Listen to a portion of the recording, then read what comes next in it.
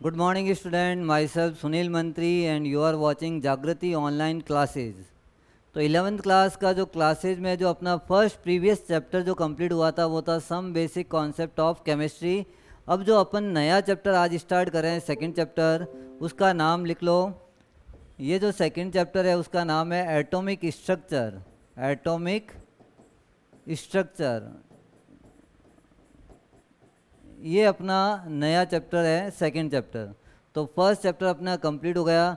अगर आपको फिर भी लग रहा है इस चैप्टर में कुछ डाउट्स प्रॉब्लम या कुछ समझ में नहीं आया टॉपिक, तो आप इस ऐप के अंदर जो नंबर गिवन है उस नंबर पे कॉल या मैसेज करके इनको इन्फॉर्म करके बता सकते हैं, आपकी प्रॉब्लम को सॉल्व कर दिया जाएगा।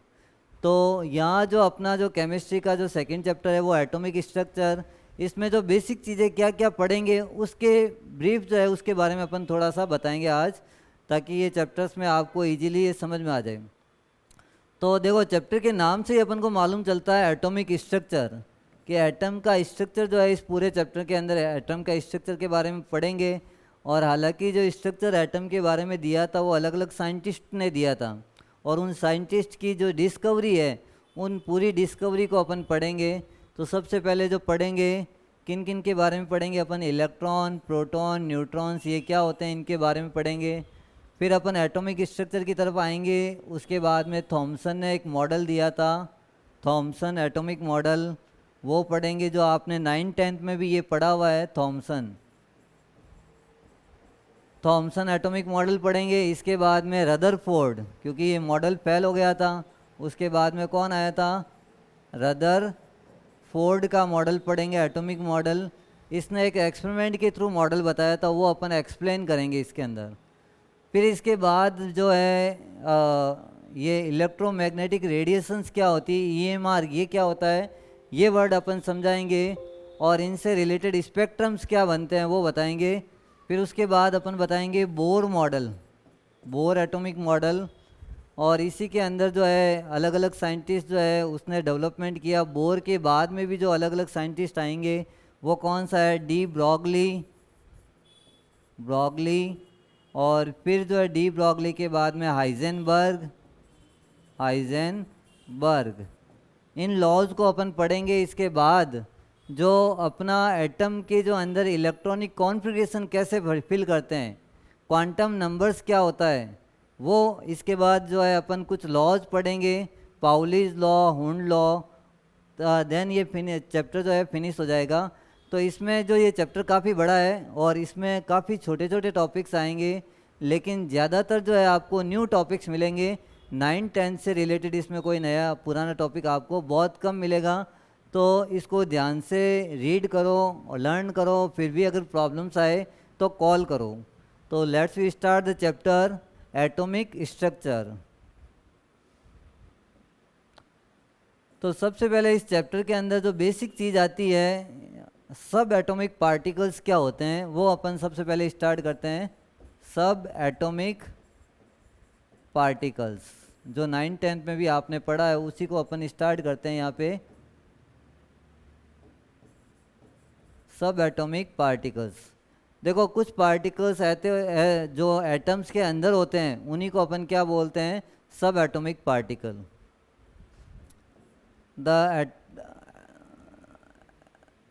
the particles which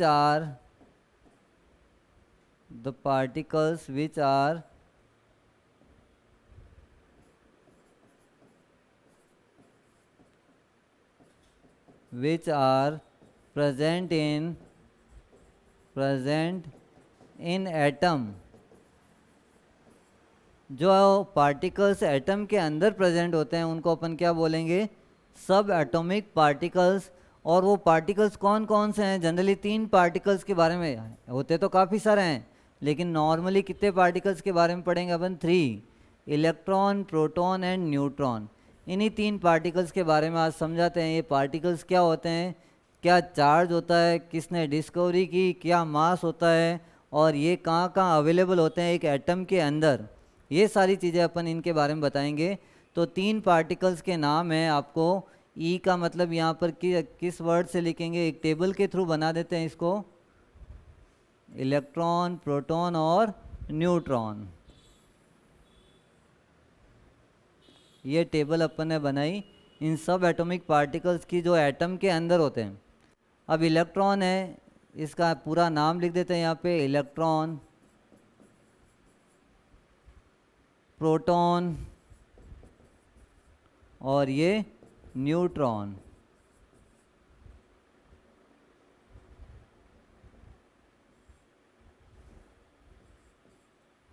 अच्छा, प्रोटॉन, इलेक्ट्रॉन और न्यूट्रॉन में क्या क्या डिफरेंस है, नॉर्मली अपन पहले ये चीज़ बताते हैं।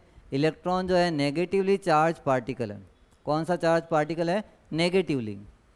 और नॉर्मली आपने अगर पढ़ा है 9-10 में, तो आपको यहाँ बता दूँ मैं, एटम के अंदर एक न्यूक्लियस होता है और न्यूक्लियस के अराउंड जो है वो कौन रिवॉल्व करते रहते हैं? इलेक्ट्रॉन।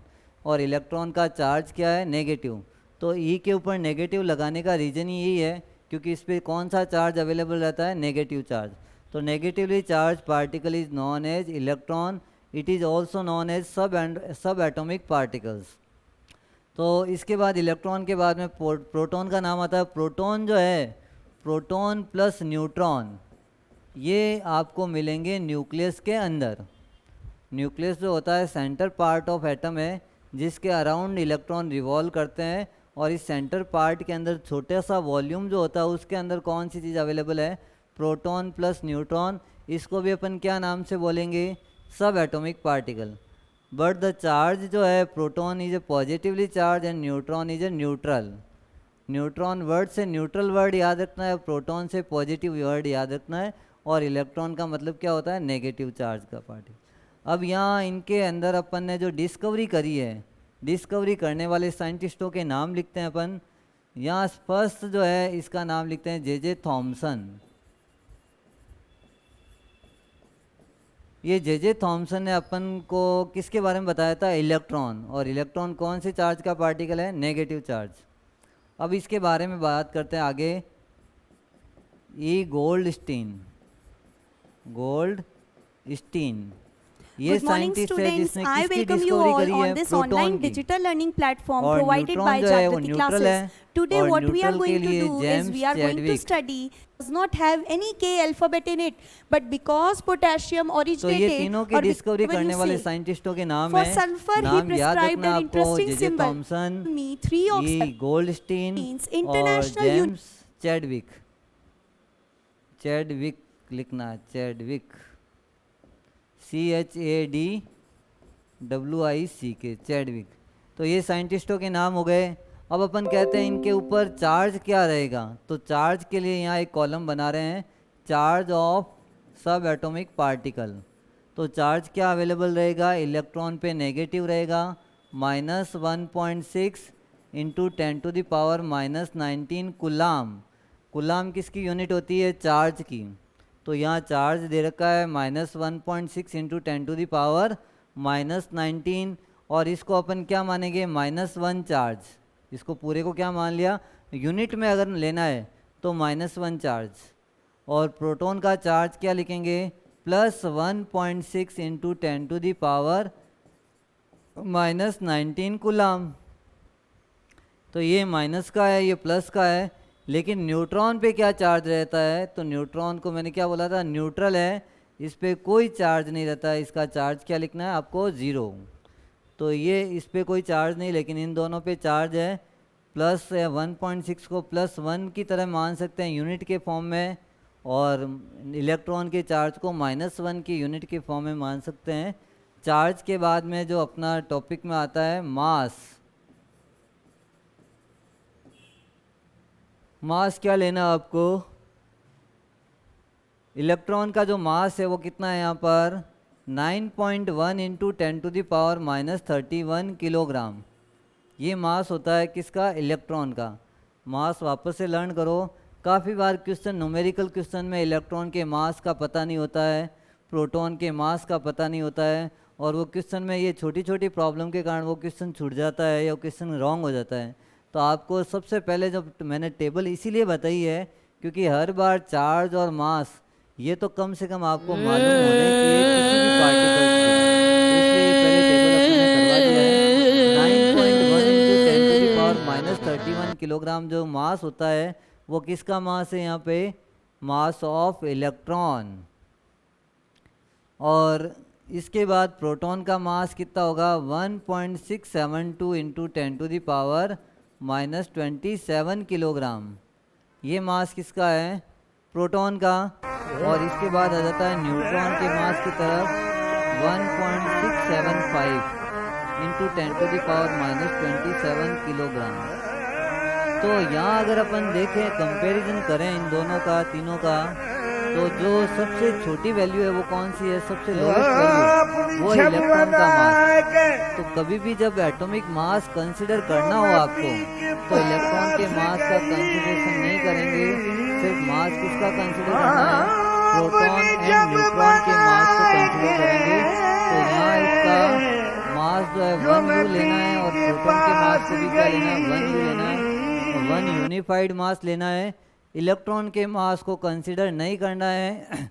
क्यों नहीं करना है, क्योंकि अगर आप प्रोटॉन और इलेक्ट्रॉन के मास का रेशियो निकालते हैं तो इसमें जो डिफरेंस आएगा 1/2000।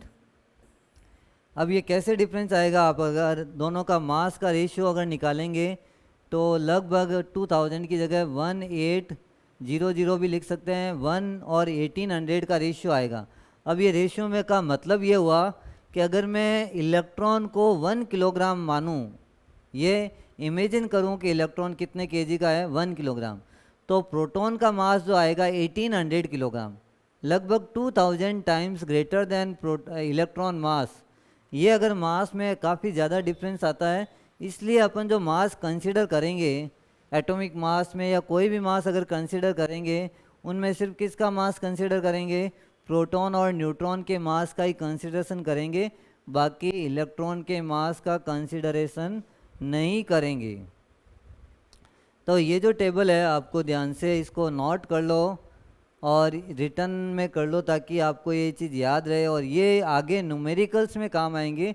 इसलिए अपन यहाँ बेसिक चीज़ बता रहे हैं, क्योंकि बार बार हर चीज़ को अपन वहाँ रिवाइज करना पॉसिबल नहीं होता है। तो यहाँ पे आप ये चीज़ें बेसिक चीज़ पढ़ लो पहले।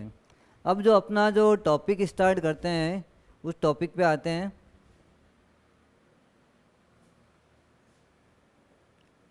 हाँ, तो लास्ट जो इसमें प्रोटॉन, न्यूट्रॉन और इलेक्ट्रॉन का मास और चार्ज और इनकी डिस्कवरी अपन ने टेबल के अंदर पढ़ी।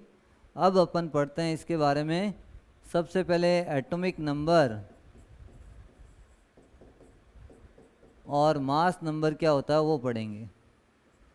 Atomic number and mass number, ये टॉपिक करते हैं, क्योंकि ये भी बेसिक में ही आता है, 9th 10th में भी ये आपने पढ़ा हुआ, इसलिए सारी चीज़ें बेसिक जो है, छोटी छोटी चीज़ों को पहले ही क्लियर कर लें ताकि आगे चैप्टर में दिक्कत नहीं आए। तो सबसे पहले अपन बताते हैं atomic number. Atomic number is known as the number of proton, it is also known as number of proton. तो किसी भी एक एटम के अंदर जो नंबर ऑफ प्रोटॉन्स होते हैं उन्हीं को अपन क्या बोलते हैं, atomic number. And atomic number proton के नंबर को, और mass number it is the sum of the proton plus neutron, it is the sum of the number of proton plus number of neutron. तो ये चीज़ ध्यान रखनी है। अब number of proton क्या होता है, कैसे कंसिडर करेंगे, प्रोटॉन प्लस न्यूट्रॉन कैसे कंसिडर करेंगे, न्यूट्रॉन की वैल्यू कैसे निकालते हैं, प्रोटॉन की वैल्यू कैसे निकालते हैं। तो कोई भी एक एक्स एलिमेंट अगर आपके पास लिखा हुआ आए, तो एक्स एलिमेंट के अंदर ये ध्यान रखो, यहाँ नीचे लिखा हुआ आएगा जेड और ऊपर लिखा हुआ आएगा ए। बताओ जेड क्या है और ए क्या है।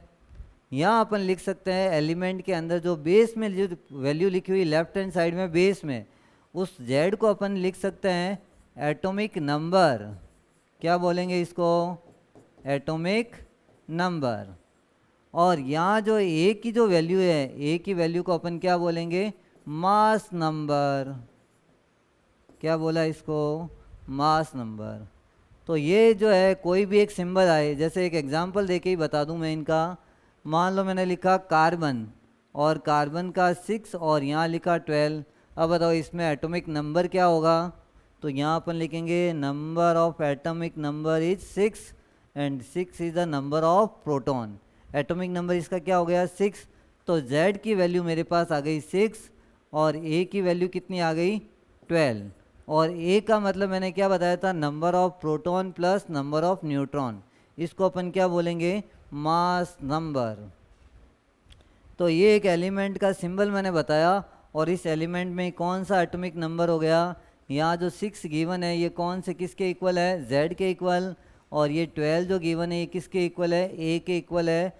और Z और 6 की जो 6 और 12 की जो वैल्यू है उससे आप किसके नंबर को कैलकुलेट कर सकते हैं, नंबर ऑफ न्यूट्रॉन को कैलकुलेट कर सकते हैं। अभी अपन इस पर कुछ क्वेश्चंस करवाएंगे ताकि आपको सारी चीज़ें क्लियर हो जाए, प्रोटॉन, इलेक्ट्रॉन, न्यूट्रॉन और मास नंबर को कैसे कैलकुलेट कर सकते हैं। तो ये एक बेसिक चीज़ है। एक और एग्जांपल दे देते हैं इसका। मान लो मैंने लिखा Cl17 and 35। In this symbol 17 is a atomic number and 35 is a mass number. और ये जो मास नंबर होता है, मास नंबर को आपको लिखना है number of proton plus number of neutron.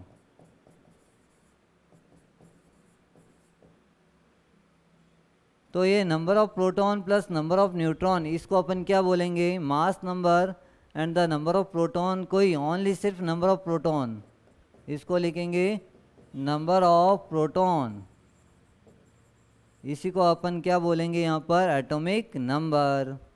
तो ये जो क्लास के अंदर आपने बेसिक जो चीज़ है, एटॉमिक नंबर भी अभी तक छोटे बच्चों को अभी मतलब जहाँ 9-10 पढ़ा हुआ है उसको भी ये मालूम नहीं है एटॉमिक नंबर क्या होता है, मास नंबर क्या होता है। तो ये बेसिक अपन को यहाँ क्लियर करना ज़रूरी है, क्योंकि इससे ज़्यादा जो स्टडी अब हाई मतलब हार्ड होती जाएगी। तो ये बेसिक चीज़ें आपको मालूम होनी चाहिए। अब इससे रिलेटेड अपन क्वेश्चन कर लेते हैं ताकि ये पूरा टॉपिक समझ में आ जाए। तो यहाँ अपन एक सिंबल दे रहे हैं कार्बन 6 और 12। इसमें क्वेश्चन ये गिवन है आपको, find out number of proton comma find out number of proton, electron and neutron.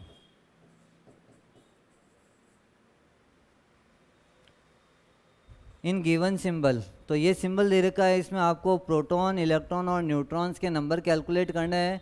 और कैसे कैलकुलेट करना है ये अपन बता रहे हैं यहाँ पे। यहाँ जो है कार्बन के नीचे 6 दे रखा है, वो किसका नंबर है, Z, और Z कितना दे रखा है 6, और ये किसके इक्वल है, नंबर ऑफ प्रोटॉन, ये किसके इक्वल है, नंबर ऑफ प्रोटॉन।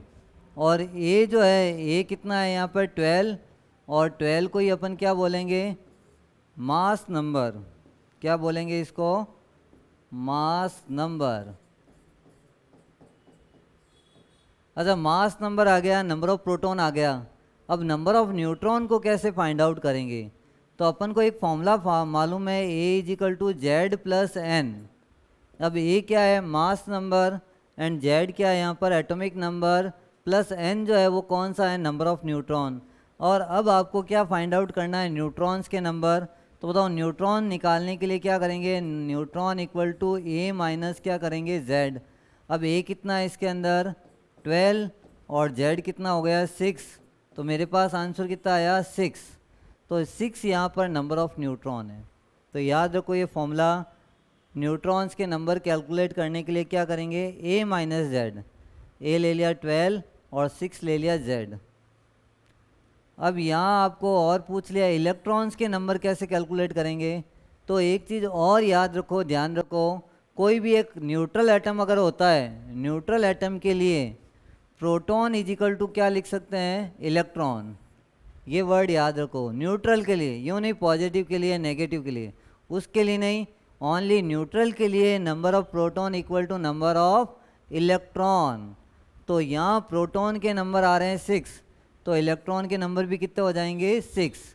ये वैल्यूज़ है अपने पास, चारों वैल्यू आ गई, प्रोटॉन की आ गई, इलेक्ट्रॉन की आ गई, न्यूट्रॉन की आ गई, और मास नंबर भी आ गया। इस तरीके से अपन किसी भी एटम का, एलिमेंट का, ये सारे नंबर्स जो है वो कैलकुलेट कर सकते हैं। इसके बाद एक और जो है वो टॉपिक जो है इसमें एक क्वेश्चन और करवाते हैं इससे रिलेटेड।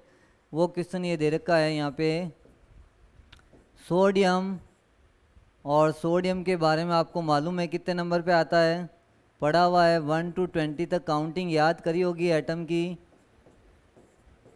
ये मैंने सिंबल का रिप्रेजेंटेशन लिख दिया यहाँ पे। और फिर आपको पूछा है यहाँ पर find out the proton, neutron, electron and mass number. कितनी वैल्यू निकालनी, टोटल 4 वैल्यू निकालनी। Find out the proton, neutron, electron and mass number. सबसे पहले जो बेस में जो नंबर दे रखे हैं Z, और Z के जो नंबर है वो किसके इक्वल है, नंबर ऑफ प्रोटॉन, और वो कितना है यहाँ पर 11 गिवन है आपके पास। अब आपको पूछेंगे कि भाई यहाँ पर A कितना है, A का मतलब क्या होता है, मास नंबर, वो भी गिवन है यहाँ पे 23। इन दोनों में तो कोई दिक्कत ही नहीं है, ना कुछ प्लस करना है ना माइनस करना है, एज इट इज छापना है। अब क्या करना है यहाँ पे आपको, अब आपको निकालना है न्यूट्रॉन। अब न्यूट्रॉन के लिए मैंने बताया आपको A माइनस Z।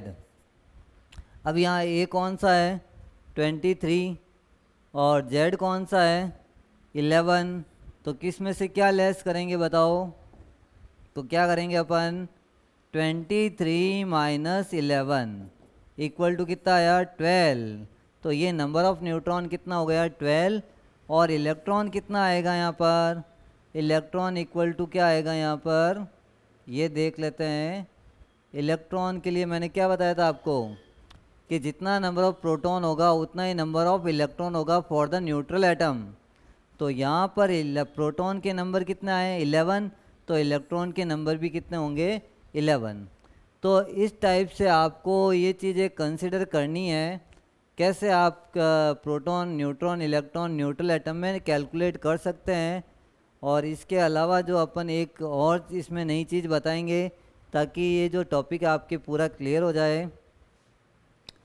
अब यहाँ एक क्वेश्चन दे रखा है, अगर कोई चार्ज आता है, जैसे O पे -2 लिखा चार्ज और 8 और 16 ये लिख दिया।